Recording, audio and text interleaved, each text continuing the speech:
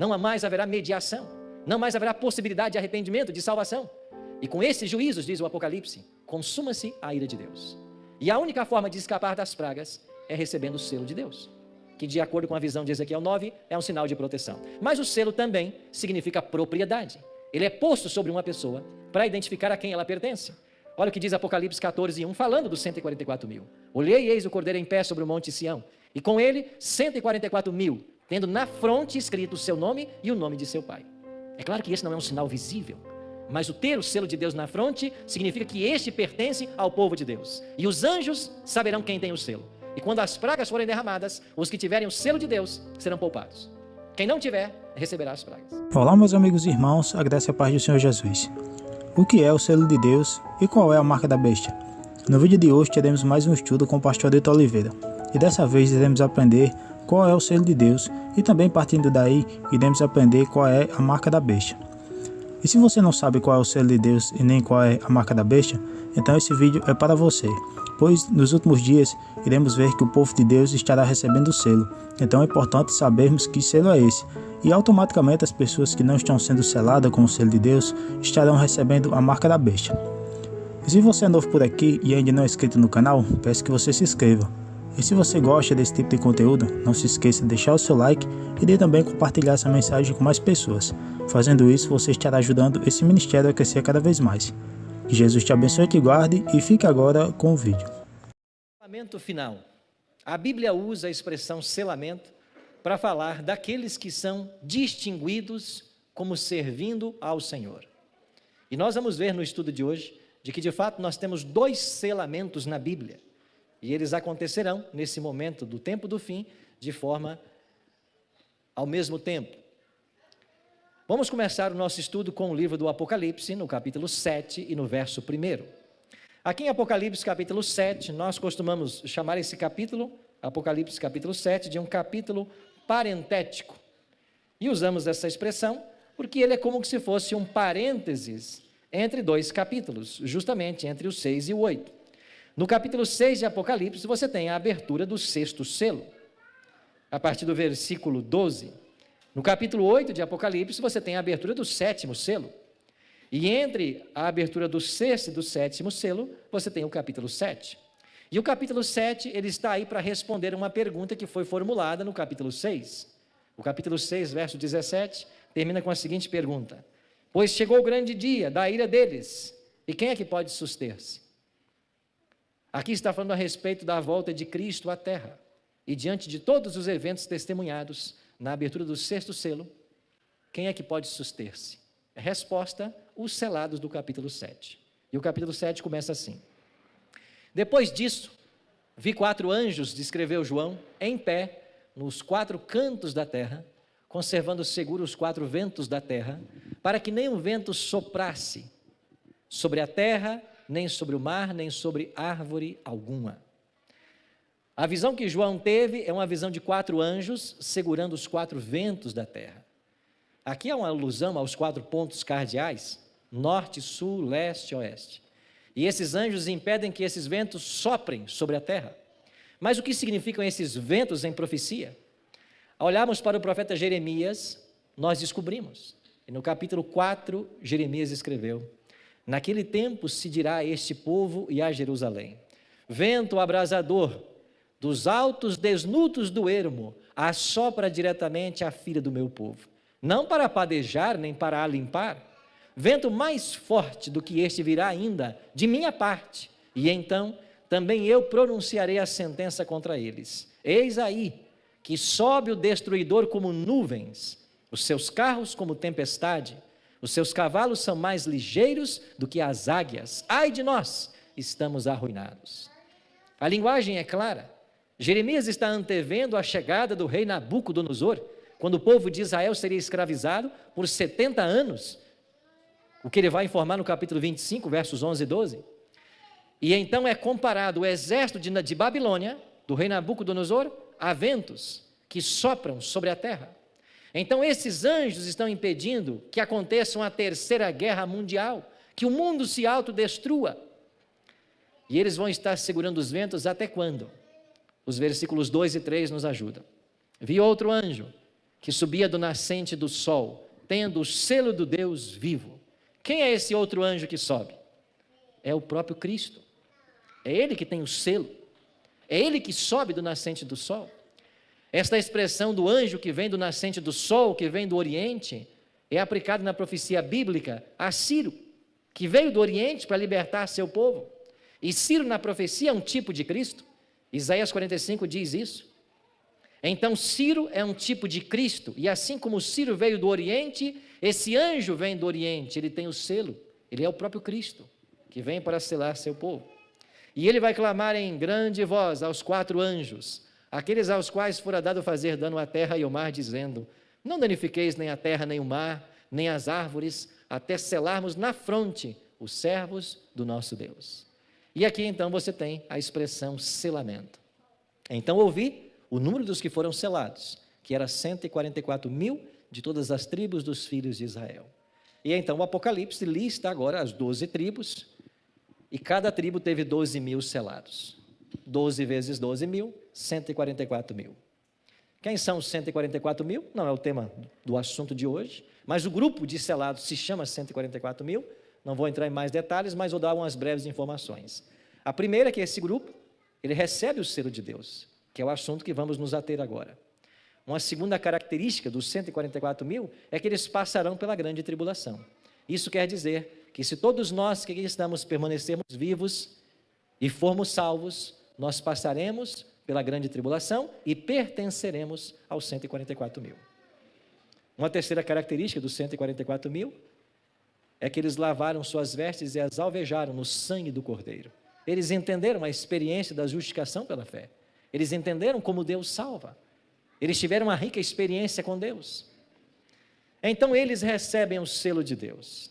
Selo tem várias atribuições, mas eu queria destacar 2. Na Bíblia, o selo serve para ser um emblema de proteção, um sinal de proteção e também de propriedade.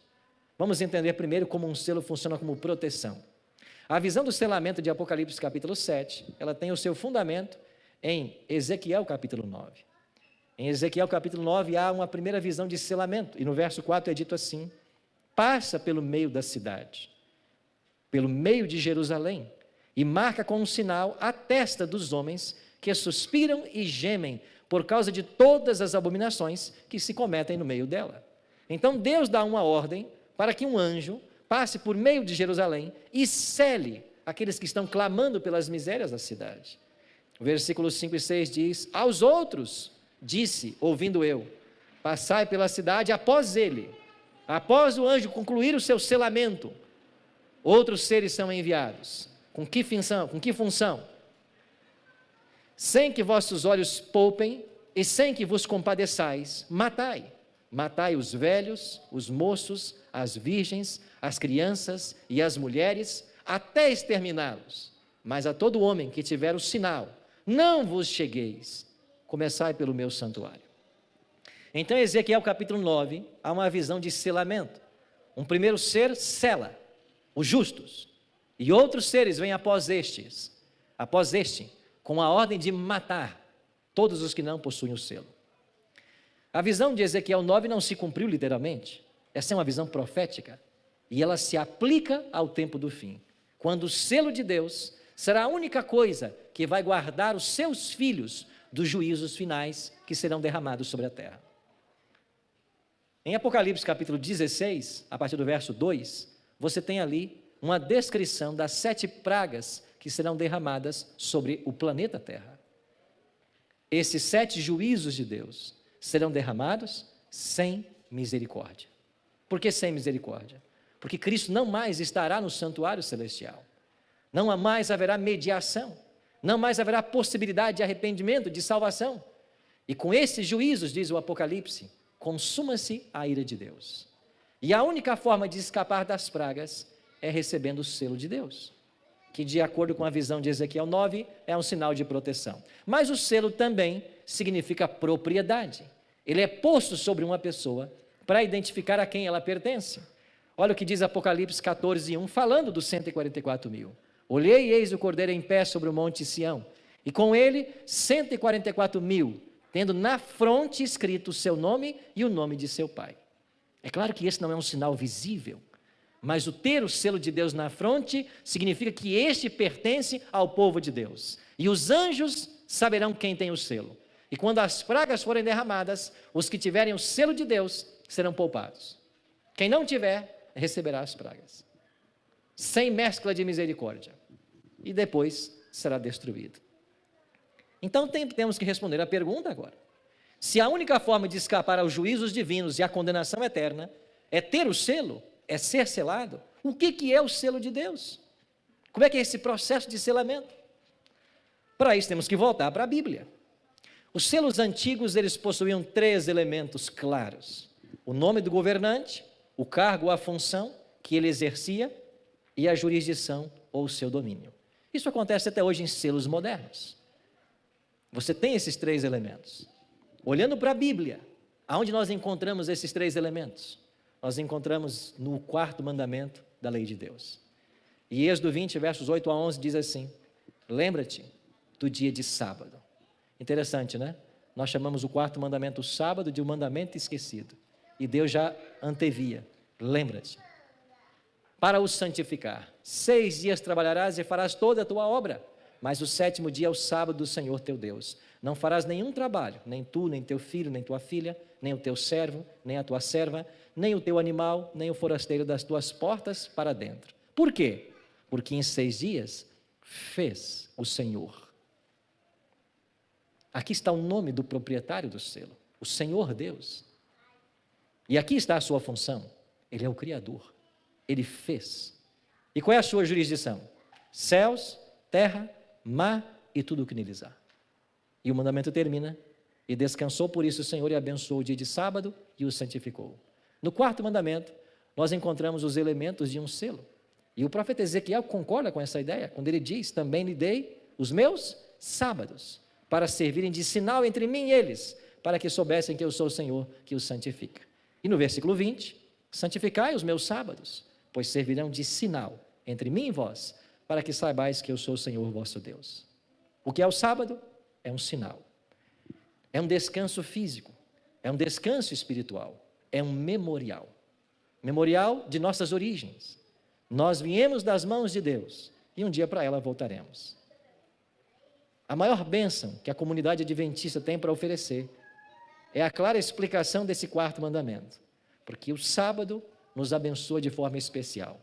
Não apenas por um dia que se separa para a comunhão com Deus, mas um dia contra o estresse, um dia para a família, um dia para o descanso espiritual, para o descanso físico, um dia para se atender ao próximo. O sábado tem um sentido especial e, sobretudo, um dia de lembrarmos de onde nós viemos.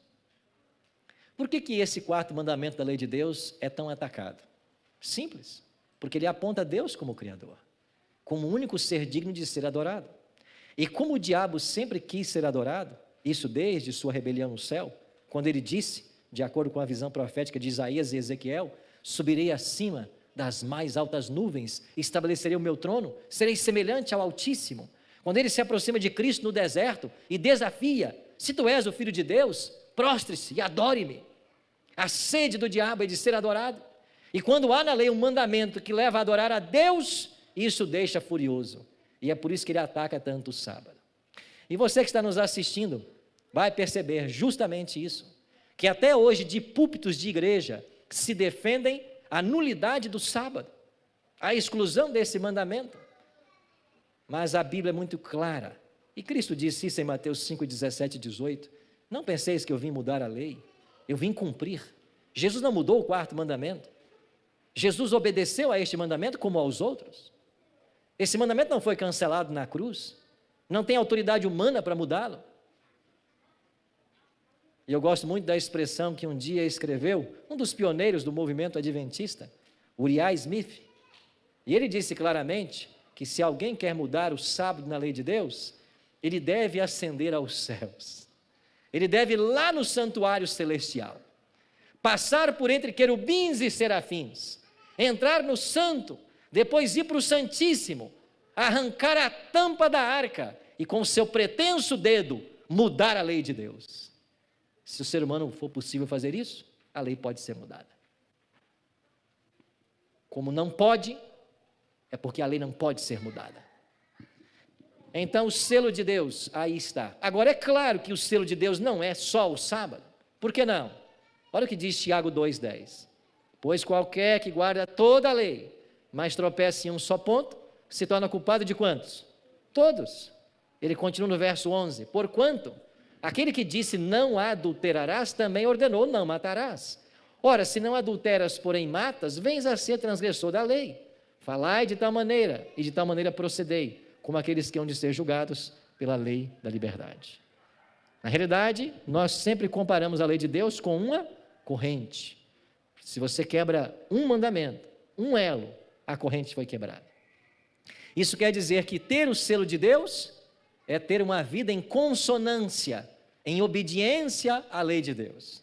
Mas, pastor, por quê? Porque a lei nos salva? Claro que não. A lei não salva. Vá você aqui para Efésios capítulo 2. Olha que texto maravilhoso do apóstolo Paulo. Efésios capítulo 2, no versículo 8. Paulo diz assim: porque pela graça sois salvos, por meio da fé. Isso não vem de vós, é dom de Deus, não de obras, para que ninguém se glorie. Nós somos salvos é pela graça. Agora, pastor, se somos salvos pela graça, qual é o papel da obediência?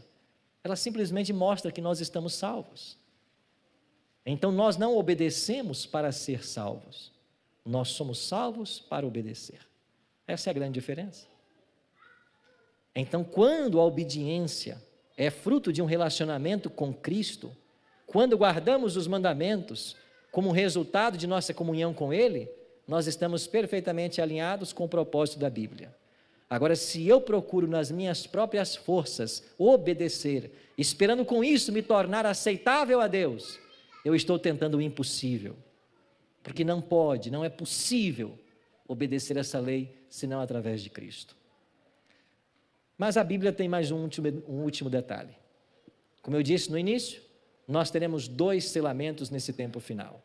E se por um lado Deus está selando o seu povo, está colocando o seu selo de aprovação sobre eles, o diabo, que procura ser um especialista em contrafações, ele também está divulgando o seu selo.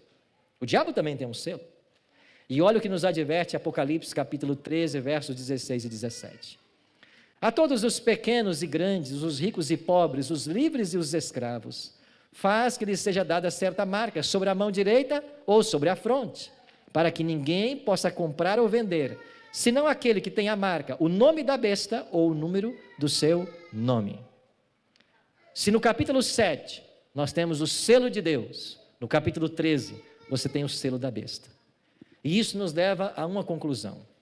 Todo ser humano vai receber um selo nesse tempo do fim. Todo ser humano será selado para que fique claro a quem ele pertence. E não existe um meio termo. Não existe a possibilidade de avançarmos na história sem passar por esse selamento. Então eu e você, que somos criaturas livres, que Deus dotou de livre-arbítrio, que podemos escolher, você tem que escolher qual selo você quer receber. Ah, pastor, eu não quero nenhum dos 2. Impossível. Você tem que optar. Você tem que escolher um deles. Agora, se o selo de Deus é o sábado e por extensão a lei, o que será o selo da besta? Será aquilo que este poder colocará em lugar do sábado. E historicamente, o que foi colocado em lugar do sábado? O domingo, a santificação do primeiro dia da semana. Desde os primeiros séculos da igreja cristã, o diabo tem trabalhado para trazer um significado maior a este dia, em detrimento do 4º mandamento. E ele começou até usando o próprio imperador romano, Constantino, que é o autor do primeiro decreto dominical da história, lá no dia 7 de março de 321. E ele, ao longo de toda a história, vai trazendo exaltação para o primeiro dia da semana, em detrimento do 4º. E é assim que o diabo tem conseguido sucesso, em anular o 4º mandamento da lei de Deus e pregar o domingo como um dia sagrado. Amigo, domingo nunca foi sagrado. Mas pastor, o domingo não é um bom dia? Claro que é, como qualquer dia da semana. Deus não criou nada ruim, mas nenhum dia é santo na Bíblia, a não ser o sábado. Em Salvador, na Bahia, uma senhora de uma denominação dominical começou a estudar a Bíblia com os adventistas. E quando ela descobriu que o sábado é o 4º mandamento, o sinal entre Deus e seu povo, ela teve o desejo de ser selada e começar a respeitar esse dia como pede o mandamento. E algumas irmãs da sua igreja dominical foram à casa dela para dissuadi-la da ideia, usando argumentos de que o sábado foi cancelado na cruz, de que não tem mais validade, que agora nós vivemos debaixo da graça e não debaixo da lei, que Jesus aboliu o sábado, argumentos assim que vocês já conhecem. Ela, sem estar convencida de tudo que foi falado, porque nenhum texto bíblico foi mostrado, ela então desafiou essas irmãs e disse o seguinte: vamos fazer uma coisa? Vamos nos colocar agora todas de joelhos aqui em casa e nós vamos orar a Deus, pedindo que Ele então nos ajude a desvendar esse ponto e vamos abrir a Bíblia de forma aleatória e deixar que Deus fale. Vamos? As irmãs concordaram e elas oraram. E quando esta senhora, membro de uma igreja dominical, que estava descobrindo as verdades da Bíblia, pegou sua Bíblia e de forma aleatória abriu. Ela abriu no livro de Esdras, onde no 6º dia foi ordenado que as portas de Jerusalém fossem fechadas, para que não houvesse comércio no dia de sábado. E depois de ler o texto, ela se voltou para as irmãs e disse: vocês entenderam agora como Deus quer nos falar? E uma das irmãs disse simplesmente assim: foi coincidência. Coincidência você ter aberto a Bíblia nesse texto? E ela, com uma fé muito genuína e pura, disse assim: pois o Deus que eu sirvo não é de coincidências. Nós vamos orar de novo e nós vamos tornar a abrir a Bíblia para ver se é coincidência. E elas se colocaram de joelhos. Ela tornou a orar. Quando ela se levantou de novo, ela abriu sua Bíblia mais uma vez e caiu no profeta Isaías, dizendo que no novo céu e na nova terra, de um sábado a outro, virá toda a carne adorar perante mim. As irmãs, em silêncio, tiveram que reconhecer que Deus estava falando. E ela tomou sua decisão e foi batizada na igreja adventista. Porque é assim que Deus conduz os seus filhos sinceros. Qual a importância dessa mensagem para nós hoje? Porque nós precisamos viver a essência do sábado. Não só do sábado, como dos outros mandamentos. Mas ao vivermos a essência desse mandamento, do descanso espiritual, físico, nós estamos buscando nos conectar ou reconectar com aquele que é o nosso Criador. E nesses dias finais, todos nós receberemos um selo. Para qual selo você está se preparando? Se você gostou do vídeo, não se esqueça de se inscrever no canal, deixar seu like e também compartilhar o vídeo. Que Jesus te abençoe e até a próxima.